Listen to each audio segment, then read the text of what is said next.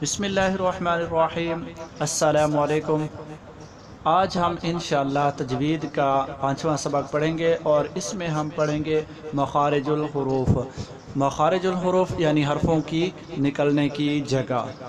تو سب سے پہلے آپ یہ جان لیں کہ عربی کے حروف جو ہیں جس پہ پورا قرآن لکھا ہوا ہے وہ 29 ہیں، الف سے لے کر یا تک، اور جو مخارج ہیں ان حروف کے نکلنے کی جو جگہ ہے وہ 17 ہیں۔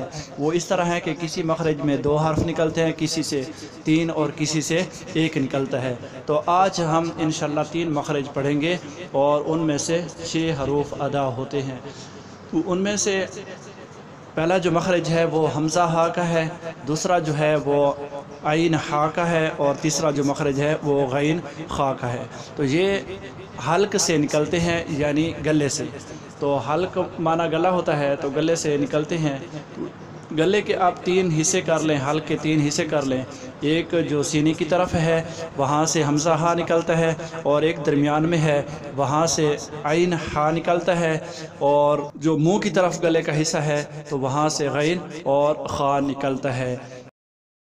تو اب ہم تھوڑی سی مشق کر لیں گے۔ کس طرح ہے میں ترتیب کے ساتھ پڑھوں گا، خود آپ نے ان کا جو مخرج ہے وہ خود جان لینا ہے۔ ہا زبر ہا، خا زبر خا، عین زبر آ، غین زبر غا، ہا زبر ہا، حمزہ زبر آ۔ تو یہ جہاں سے ان کی آواز نکل رہی ہے تھوڑا سا آپ وہاں رک جائیں تو آپ کو معلوم ہوگا کہ ہمارے جو آواز نکل رہا ہے وہ کہاں سے نکل رہا ہے۔ تو ہم ہا کو تھوڑا سا پڑھتے ہیں، ہا زبر ہا۔ تو یہ گلے کی وہ جگہ ہے جہاں ہمیں اکثر تھوڑی سی کچھ خراش رہتی ہے، تھوڑے سے مطلب یہ خرشی کی طرح ہوتی ہے، تو وہاں سے یہ ہا نکلتا ہے اور عین نکلتا ہے۔ اور اسی طرح غین اور جو خا ہے یہ منہ کی طرف سے تھوڑا نکلتا ہے، اور حمزہ اور ہا جو ہے یہ سینے کی طرف سے نکلتا ہے۔ تو تھوڑی سی آپ مشق کر لیں ان میں، تو انشاءاللہ آپ کو آسانی سے یہ الفاظ ادا ہو جائیں گے۔